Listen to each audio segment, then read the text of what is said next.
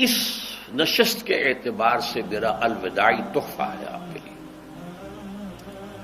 اور وہ یہ کہ میری جو دینی، ملی، تاریخی، سیاسی، عمرانی جو سوچ ہے، جو فکر ہے میرا، جو 50 برس سے زائد عرصے کے مطالعے اور غور و فکر پر مبنی ہے، جس مطالعے میں میری آنکھیں بنیادی طور پر قرآن اور حدیث ہیں، لیکن یہ کہ دنیا کا مشاہدہ، کھول آنکھ، زمین دیکھ، فلک دیکھ، فضا دیکھ، دنیا میں کیا ہو رہا ہے، کیا کیا عوامل ہیں، ماضی کیا تھا، ہم کہاں کھڑے ہیں، اب کہاں جانا ہے، اس پر میری ایک سوچ ہے، میرا فکر ہے۔ پھر یہ کہ ہماری اخروی نجات کا دار و مدار کس چیز پر ہے۔ تاریخ کے بہاؤ کو نہ میں روک سکتا ہوں، نہ آپ روک سکتے ہیں، وہ تو ڈانگ بہتا رہے گا، اور اس کو فیصلہ کرنے والا صرف اللہ ہے۔ کسی فرد بشر کے اختیار میں نہیں ہے کہ وہ تاریخ کے بہاؤ کو موڑ دے۔ ہاں، محمد رسول اللہ نے موڑا تھا صلی اللہ علیہ وسلم، لیکن یہ ہے کہ ہم اس تاریخ کے بہاؤ میں تنکوں کی طرح بہتے چلے جائیں، یا یہ کہ ہمیں کچھ کرنا ہے۔ اس اعتبار سے میں اپنے فکر کا خلاصہ آج آپ کی خدمت میں پیش کروں گا، وہ میرا اس سلسلہ اجتماعات کے اعتبار سے الوداعی تحفہ ہوگا۔ اب میں آغاز کر رہا ہوں۔ پہلی بات،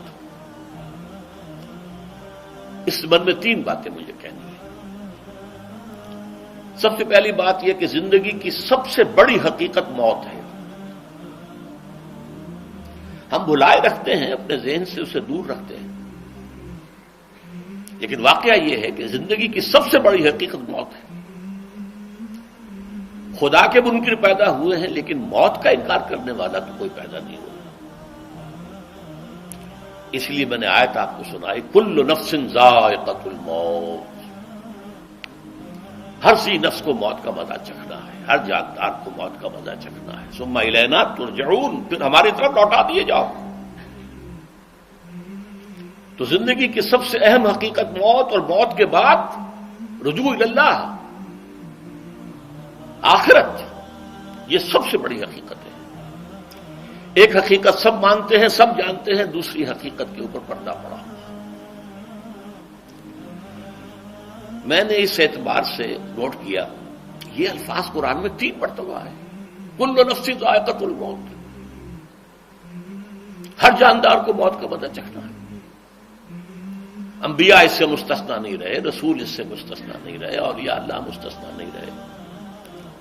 وقتی طور پر استثناء حضرت عیسیٰ کا ہے کہ ابھی وہ زندہ ہیں، لیکن عیسیٰ یاتی علیہ الموت، حضور نے فرمایا عیسیٰ پر بھی موت آئے گی، جب دوبارہ آئیں گے، زمین پر اتریں گے، پھر اس کے بعد ان پر موت وارد ہوگی، ان کی نماز جنازہ پڑھی جائے گی، انہیں دفن کیا جائے گا حضور کے پہلو میں، شادی بھی کریں گے، اولاد بھی ہوگی۔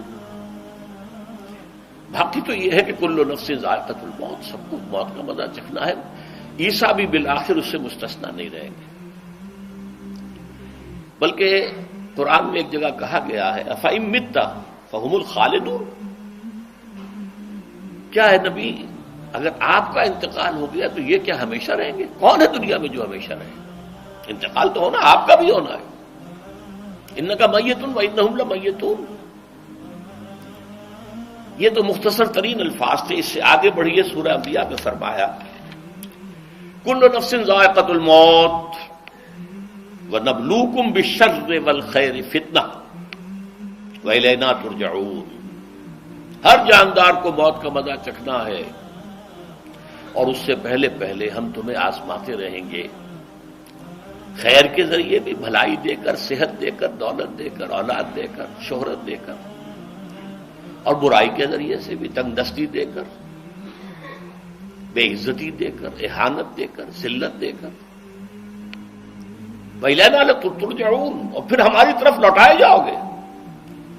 یہ وہ دوسری حقیقت جو میں نے کہا کہ جس پر پردہ پڑا ہوا ہے، بہت بڑا پردہ ہے۔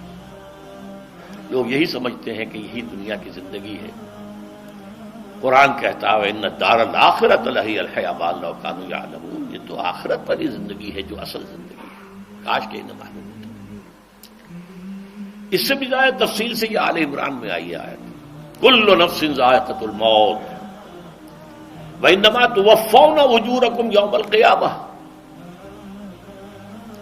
ہر جاندار کو موت کا مزہ چکھنا ہے اور پھر تمہیں پورا پورا تمہارا اجر اور بدلہ دے دیا جائے گا قیامت کے دن۔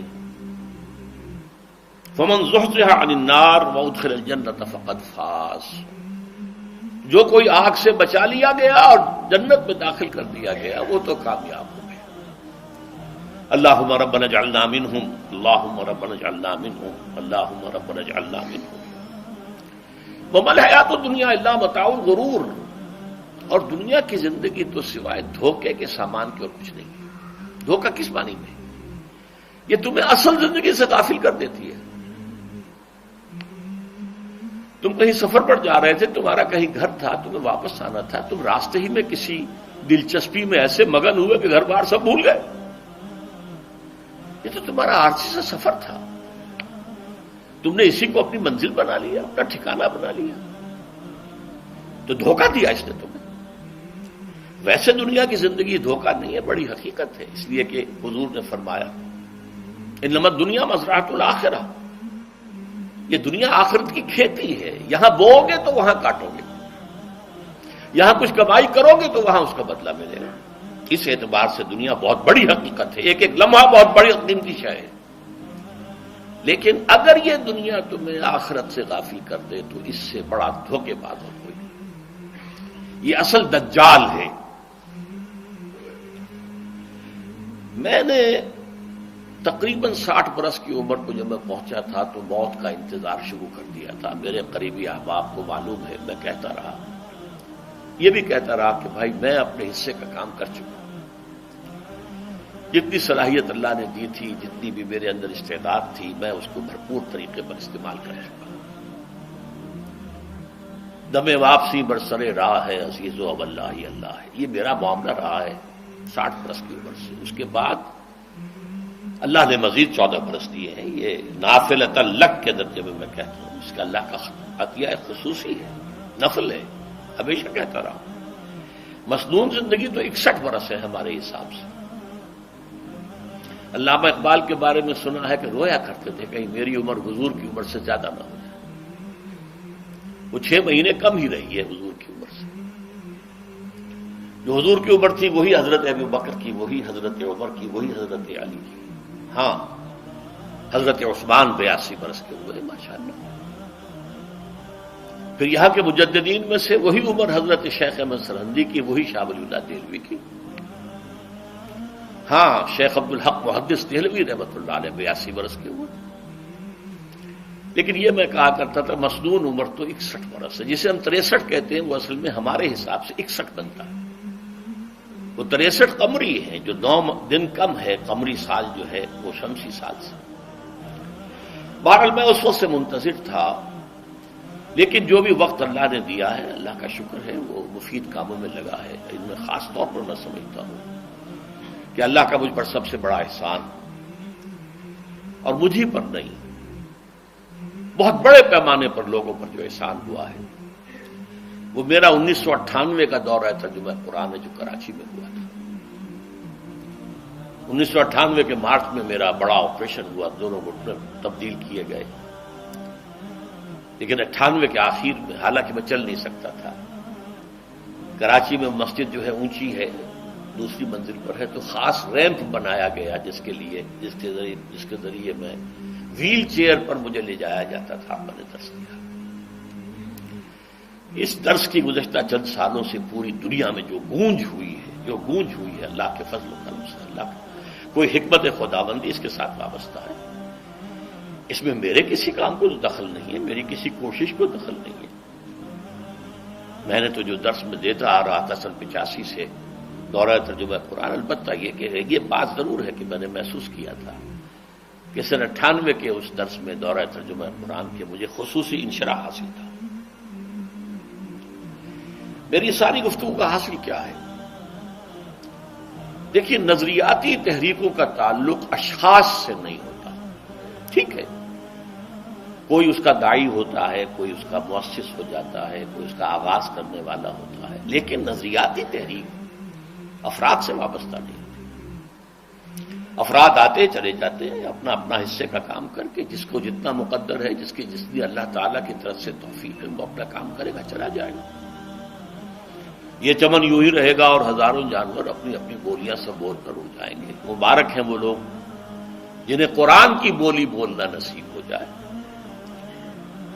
وَإِنْ يَحْسَبُ أَنِّي مِنْهُمْ، مجھے گمان ہے، اللہ کا فضل ہے کہ میں ان میں سے ہوں، میں نے قرآن کی بولی بولی ہے، اور قرآن مجید کو جیسا کہ وہ ہے، ایز اٹ از، اپنے کو مذمومہ خیالات، اپنے کوئی ذہن سے زائدہ نظریات کو میں نے اس میں دخل نہیں دیا، جسے انگریزی میں آپ آبجیکٹولی کہتے ہیں، خالص معروضی طور پر قرآن کو پڑھا، قرآن کو قرآن سے سمجھا ہے، یا پھر سیرت رسول سے سمجھا ہے۔ میں لفظ سنت کی بجائے سیرت استعمال کر رہا ہوں۔ قرآن مجسم حضور تھے صلی اللہ علیہ وسلم، اور حضور کی سیرت اور حیات جو ہے وہ قرآن مجید کی اصل تفسیر ہے۔ یہ حقیقت بھی بہت کم لوگوں کے علم ہے۔ وہ احادیث کا نام تو لیتے ہیں، احادیث بھی ہے، سیرت بھی تو احادیث ہی سے ہمیں ملتی ہے، لیکن میں خاص طور پر سنت یا حدیث کی بجائے سیرت کا استعمال۔ قرآن کی دو سورسز ہیں، قرآن خود اور سیرت رسول صلی اللہ علیہ وسلم۔ بہرحال انشاءاللہ العزیز یہ کام بڑھے گا، چلے گا، یہ میں ابھی بعد میں عرض کروں گا۔